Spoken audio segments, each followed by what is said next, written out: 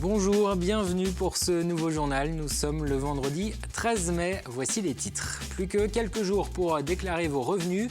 Les impôts, parfois, un casse-tête. Nous irons au début de ce journal à La Roche-sur-Yon, où la CAF et les services des impôts ont mis en place une journée spéciale pour aider et conseiller les contribuables sourds et malentendants, grâce à une intervenante pratiquant la langue des signes.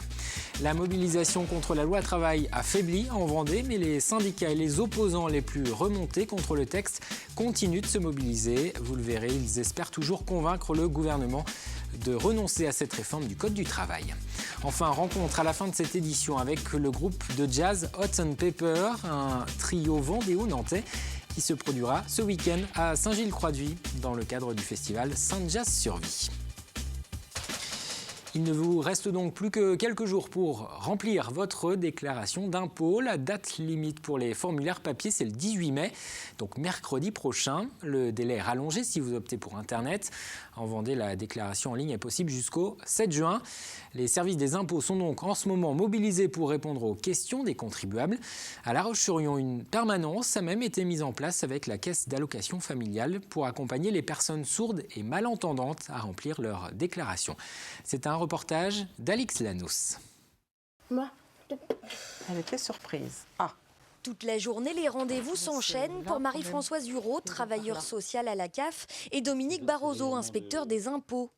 Ils reçoivent des personnes sourdes et malentendantes, des contribuables comme les autres, mais qui rencontrent pourtant des difficultés supplémentaires quand ils ont besoin d'informations, notamment concernant la déclaration d'impôts.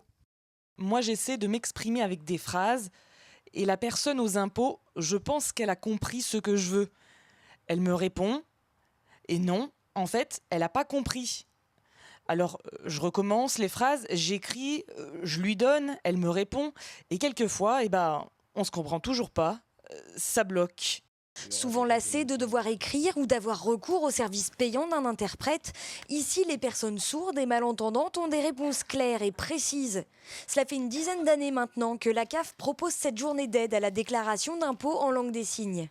Je trouve qu'au fil des ans, il y a eu un travail de fond, de petites fourmis, et petit à petit, les détails, les questions, le questionnement s'est fait, et les gens maintenant arrivent. L'objectif, c'est l'autonomie, et ça, je pense qu'on arrive à cet objectif-là. Comme tout le monde, quand on a l'explication, après on ne se trompe plus, c'est évident. C'est la deuxième année que Dominique Barroso participe à cette journée.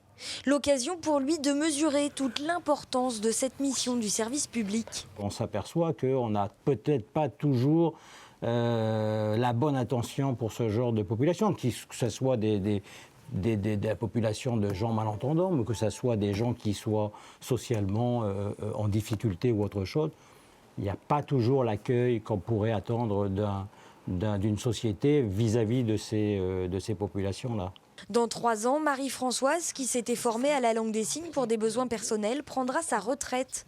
Elle ignore si quelqu'un prendra sa suite.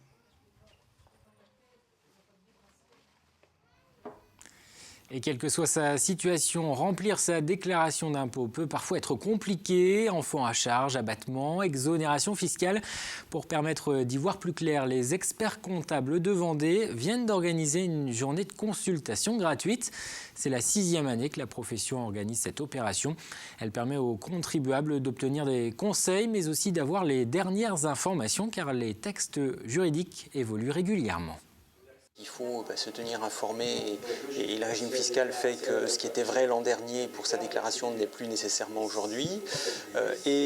Lorsqu'on a des revenus exceptionnels, des particularités, un changement dans son foyer fiscal, un revenu particulier qu'on n'avait pas habituellement, c'est effectivement compliqué de trouver la bonne déclaration, la bonne case, et c'est à ce moment-là qu'évidemment les particuliers ont besoin d'aide et de conseils.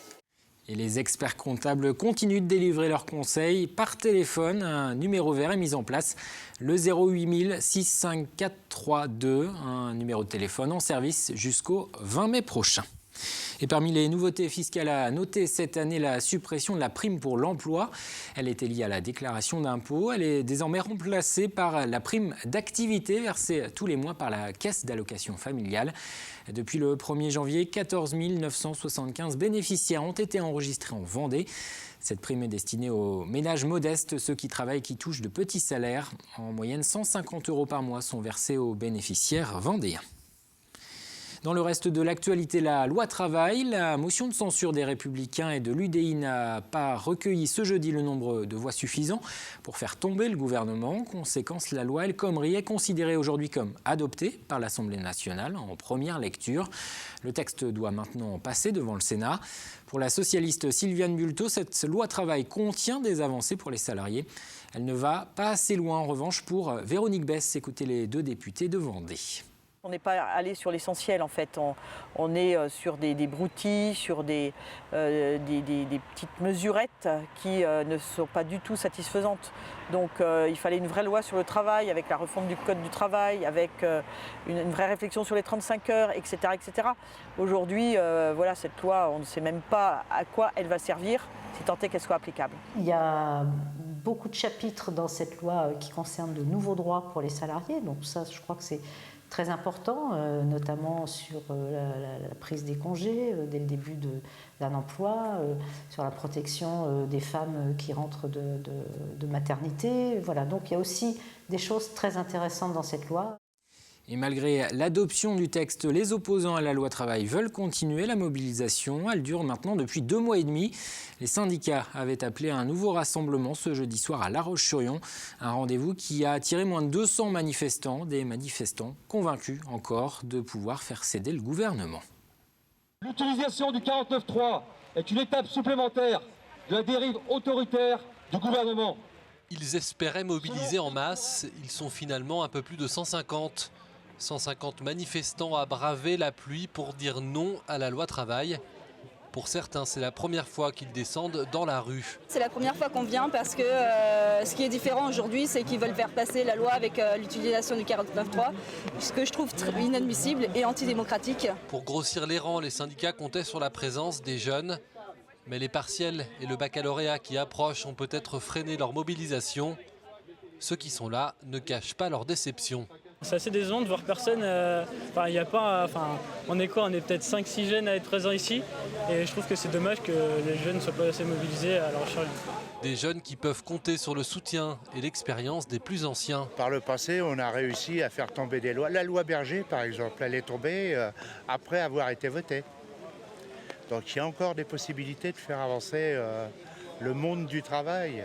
Si la mobilisation est faible, la grogne, elle, ne s'éteint pas. Les syndicats se sont déjà donné rendez-vous le 17 mai pour distribuer des tracts et appellent à la grève le 19 mai prochain.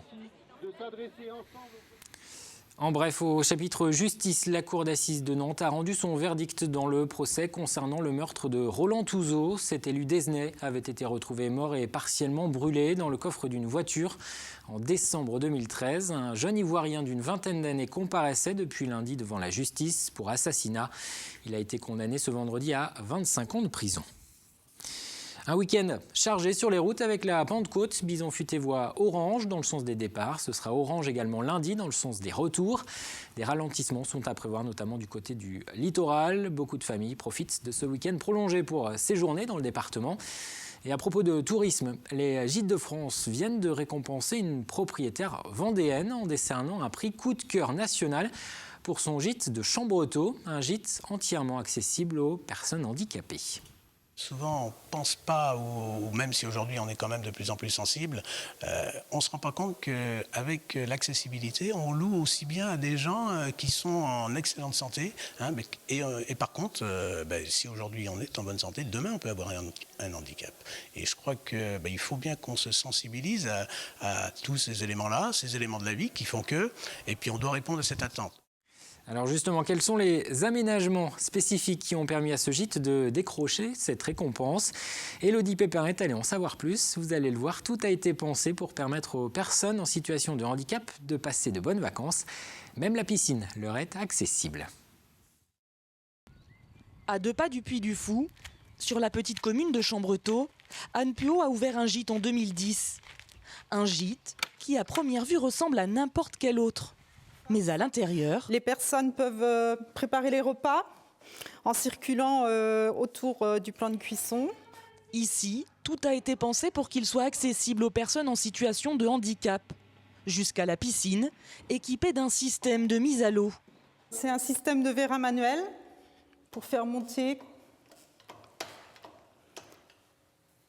et tourner juste au-dessus du bassin. Et là, on lâche tout doucement. Des équipements qui ont un prix.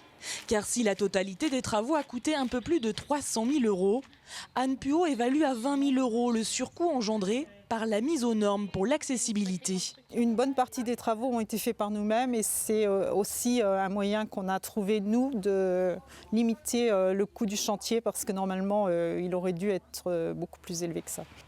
Aujourd'hui, le prix Coup de cœur 2016 Tourisme Handicap, qui lui a été décerné par Gîtes de France, est un peu la reconnaissance de son travail. Avec les 1 000 € qui accompagnent cette récompense, Anne Puot prévoit d'améliorer encore l'accessibilité. Le fait que le gîte soit accessible jusque dans la piscine, c'est ce qui a déclenché le prix Coup de cœur Gîtes de France. Donc peut-être améliorer le système de mise à l'eau pour qu'il soit plus efficace et qu'il puisse servir au plus grand nombre. Pour 2016, le gîte d'Anne Puot affiche quasiment complet, car grâce à son accessibilité, il attire des structures spécialisées qui réservent hors vacances scolaires. Un mot de sport avec, pour commencer, du tennis. Le 21e tournoi international handisport de La Roche-sur-Yon se poursuit au Terre Noire. Depuis ce jeudi, une trentaine de joueurs et de joueuses de tennis de 13 nationalités différentes s'affrontent. Parmi eux, 5 tennismen du tennis entente lyonnaise. Certains joueurs parmi les mieux classés au monde sont aussi présents. Ce tournoi prendra fin ce week-end. Les finales doublées dames et messieurs auront lieu ce samedi après-midi. La finale dames et la finale hommes dimanche matin. Et parmi les autres rendez-vous sportifs de ce week-end, du handball, un derby vendéen en National 3 féminine. L'équipe des Herbiers reçoit La Roche-sur-Yon ce samedi soir, les Lyonnaises qui ont encore une toute petite chance de monter. Une discipline à découvrir pendant ce week-end, le roller derby, un sport de contact qui mêle vitesse et stratégie. 6 rencontres auront lieu samedi et dimanche à La Roche-sur-Yon avec des équipes des Pays de la Loire mais aussi de Poitou-Charentes. Et puis 2 épreuves en extérieur dimanche. Avec d'abord le semi-marathon des Olonnes. Les participants courront 10 ou 21 km le long du front de mer des Sables d'Olonne. Départ à 9h et à 10h du côté du lac de Tanchette. Et puis le site de Moulins-Papon accueille lui dimanche le 4e triathlon de La Roche-sur-Yon avec notamment des épreuves jeunes dans l'après-midi et une épreuve uniquement de course à pied le matin. Partons à présent pour l'Afrique. Le continent fait l'objet actuellement d'une exposition à la Vendétech de la Châtaigneraie. Elle met en lumière l'art et le quotidien des habitants de l'Ouest africain. Une exposition qui s'inscrit dans la programmation culturelle du département et qui a été préparée par l'association Lagem Taba, très investie au Burkina Faso. Grégoire de Châtillon. Vous voilà dans un village africain avec son puits, indispensable à la survie de ses villageois, ses greniers pour le stockage et sa case. La case qui était faite en banco, en terre, est recouverte de paille de mil et avec ici une porte d'Ogon authentique du pays d'Ogon et particulièrement la serrure aussi qui sont des caractéristiques de cette région de l'Afrique. C'est l'Afrique de l'Ouest qui est mise en lumière à la Châtaigneraie dans cette exposition, avec d'abord ce village reconstitué où l'on trouve également une école. Vous voyez ici, pour apprendre à compter, il y a des petits bâtonnets. Ce sont des choses simples, des bâtonnets. C'est à partir de ces bâtonnets que les enfants peuvent apprendre à compter.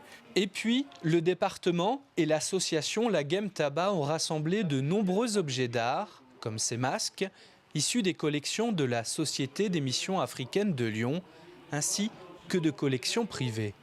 Chaque statuette est une œuvre en particulier. Elle n'a pas de copie, n'a pas de semblable. Chaque statuette a été créée parce qu'il y avait une demande particulière pour une circonstance particulière, que ce soit un mariage, que ce soit une cérémonie. Pour l'association Lagem Taba, très investie au Burkina Faso, la beauté de l'Afrique est visible partout. Nous, c'est vrai que nous la voyons dans beaucoup d'endroits parce que nous la voyons à travers les paysages, nous la voyons à travers les gens, leur sourire aussi, cet accueil que dans les villages, à chaque fois que nous sommes sur place, nous la voyons, vous le voyez ici, à travers des choses, l'art, à travers tout ce qu'ils peuvent mettre en place, qui sont des choses du quotidien. La tradition veut que les souris vivent en dessous de la boîte. Beauté d'Afrique, culture et partage, une exposition comme un hymne à l'art et au quotidien de ce continent africain, une autre culture à découvrir jusqu'au 23 juillet. Voilà le résultat, voilà le taux. Saint-Gilles-Croix-de-Vie va vibrer tout le week-end au son du jazz. Concerts d'artistes renommés, déambulations dans les rues, expositions. Depuis plus de 30 ans, le festival Saint-Jazz sur Vie rythme la saison culturelle de la ville. C'est l'artiste américaine Stacey Kent qui refermera cette édition 2016, dimanche soir. Mais auparavant, de nombreux groupes se produiront dans différents lieux de Saint-Gilles, parmi lesquels Hot and Pepper, un groupe de jazz vendéo-nantais. Apolline Laurent a retrouvé les musiciens lors d'une répétition. Au Conservatoire de Nantes ce matin, du jazz résonne dans les couloirs du 6e étage. Geoffroy Tamizier est trompettiste et samedi soir, il se produira avec le trio Hot and Pepper au festival de Saint-Gilles-Croix-de-Vie. Ce trio, composé d'un saxophoniste, d'un organiste et d'un batteur, promet aux spectateurs des reprises de Pepper Adams, grand nom du jazz américain.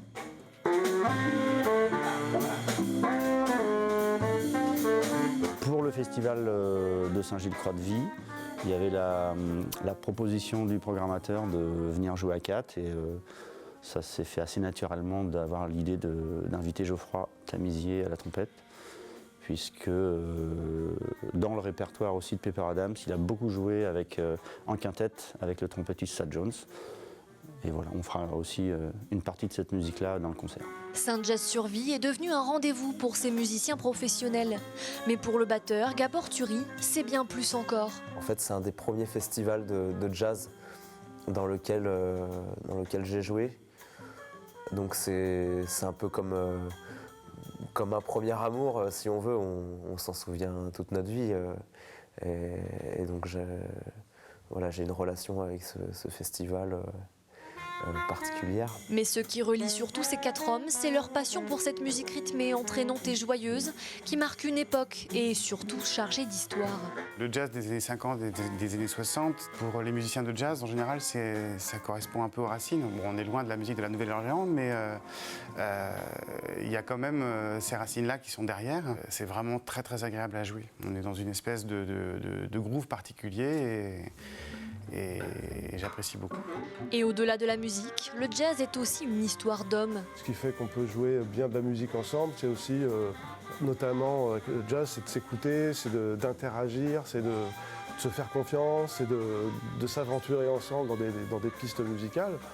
Et ça passe aussi par l'histoire humaine qu'il peut y avoir autour de la musique, quoi. Le trio et son invité se produiront donc ce samedi sur la scène du village du jazz de Saint-Gilles-Croix-de-Vie. Le rendez-vous est fixé à partir de 15h pour 1h30 de spectacle et de plaisir.